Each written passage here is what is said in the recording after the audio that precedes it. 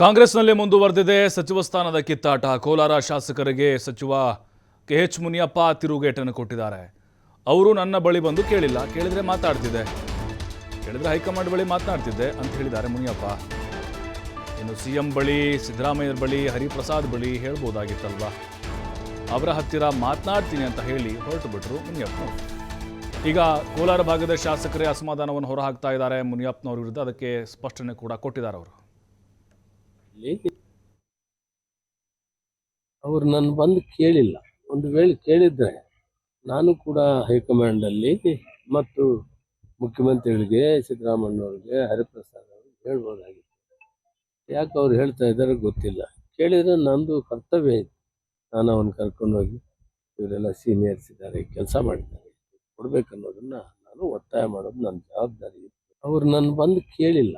ಒಂದು ವೇಳೆ ಕೇಳಿದ್ರೆ ನಾನು ಕೂಡ ಹೈಕಮಾಂಡಲ್ಲಿ ಮತ್ತು ಮುಖ್ಯಮಂತ್ರಿಗಳಿಗೆ, ಸಿದ್ದರಾಮಯ್ಯವ್ರಿಗೆ, ಹರಿಪ್ರಸಾದ್ ಅವ್ರಿಗೆ ಹೇಳ್ಬೋದಾಗಿತ್ತು.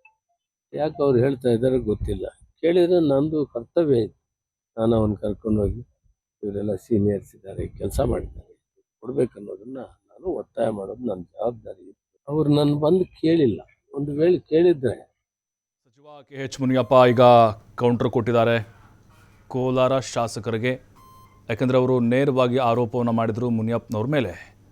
ನಮ್ಮ ಪರವಾಗಿ ಹೈಕಮಾಂಡ್ ಮುಂದೆ ಮಾತಾಡಿಲ್ಲ ಯಾರೂ ಕೂಡ, ನಮ್ಮ ಲಾಬಿಗೂ ಕೂಡ ಯಾರೂ ಮಣಿದಿಲ್ಲ ಇಲ್ಲಿ. ಮತ್ತು ಅಲ್ಲಿ ಸುಧಾಕರ್ ಏನಿದ್ರು ಹಿಂದೆ ಮಾಜಿ ಸಚಿವರು, ಅವರು ಕೂಡ ಇಲ್ಲ ಹಸ್ತಕ್ಷೇಪ ಮಾಡ್ತಿದ್ರು, ಈ ನಮ್ಮ ಜಿಲ್ಲೆಗೆ ಬಂದು ಮುನಿಯಪ್ಪನವರು ಅಂತ ಹೇಳ್ತಿದ್ರು. ಬಟ್ ಅದೆಲ್ಲದಕ್ಕೂ ಕೂಡ ಅವರು ಉತ್ತರವನ್ನು ಕೊಟ್ಟಿದ್ದಾರೆ.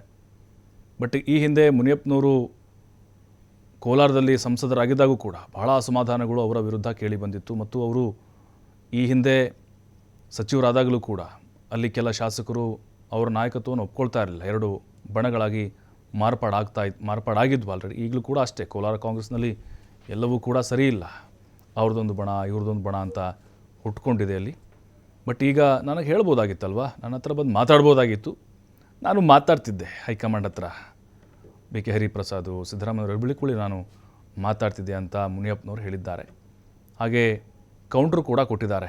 ಅವರ ವಿರುದ್ಧವಾಗಿ ಯಾರೆಲ್ಲ ಆರೋಪಗಳನ್ನು ಮಾಡಿದ್ರಲ್ಲ ಅವರ ಹೆಸರನ್ನು ಹೇಳದೆ ಪರೋಕ್ಷವಾಗಿ ತಿರುಗೇಟನ್ನು ಕೊಟ್ಟಿದ್ದಾರೆ. ಈಗ ನೋಡಿ, ಮುನಿಯಪ್ಪನವರು ದೇವನಹಳ್ಳಿಯಿಂದ MLA ಆಗಿ ಆಯ್ಕೆಯಾಗಿದ್ದಾರೆ. ಅವರು ಕೋಲಾರದವ್ರು ಆದರೂ ಕೂಡ. ಬಟ್ ಚಿಕ್ಕಬಳ್ಳಾಪುರಕ್ಕೆ ಅವಕಾಶ ಸಿಕ್ಕಿಲ್ಲ, ಕೋಲಾರದ ಶಾಸಕರಿಗೂ ಕೂಡ ಅವಕಾಶ ಸಿಕ್ಕಿಲ್ಲ. ಸಹಜವಾಗಿ ಅಸಮಾಧಾನಗಳಿದೆ ಅಲ್ಲಿ. ಎಲ್ಲ ತಾಲೂಕುಗಳಲ್ಲಿ ಕಾಂಗ್ರೆಸ್ ಶಾಸಕರು ಗೆದ್ದಂಥ ಸಂದರ್ಭದಲ್ಲೂ ಕೂಡ ಅವಕಾಶ ಕೊಡದೇ ಇದ್ದಾಗ, ಅಥವಾ ಹೆಚ್ಚಿನ ಶಾಸಕರಿದ್ದರೂ ಕೂಡ ನಮ್ಗೆ ಅವಕಾಶ ಸಿಕ್ಕಿಲ್ಲ ಅಂತ ಸುಧಾಕರು, ಈ ಕಡೆ ಸುಬ್ಬಾರೆಡ್ಡಿ, ಕೊತ್ತೂರು ಮಂಜುನಾಥ್, ಇವರೆಲ್ಲ, ಮತ್ತು ನಂಜೇಗೌಡರು, ಮಾಲ್ದೂರು MLA, ಅವರೆಲ್ಲ ಅಸಮಾಧಾನವನ್ನು ಹೊರಹಾಕ್ತಾ ಇದ್ದಾರೆ.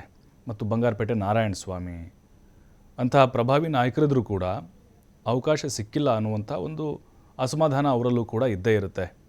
ಅದರ ಜೊತೆಗೆ ಮುನಿಯಪ್ಪನವ್ರು ಏನಾದರೂ ಇಲ್ಲಿ ಅಡ್ಡಿಗಾಲ ಹಾಕಿರ್ಬೋದಾ ಅನ್ನುವಂಥ ಅನುಮಾನಗಳ ಮೇರೆಗೆ ಅವರು ಮಾತಾಡಿದರು. ಅಂದರೆ ಪರೋಕ್ಷವಾಗಿ ಹಂಗಿತ್ತು ಅವರ ಮಾತು, ಅವರ ಅಭಿಪ್ರಾಯ. ಈಗ ಎಲ್ಲದಕ್ಕೂ ಕೂಡ KH ಮುನಿಯಪ್ಪ ಉತ್ತರ ಕೊಟ್ಟಿದ್ದಾರೆ.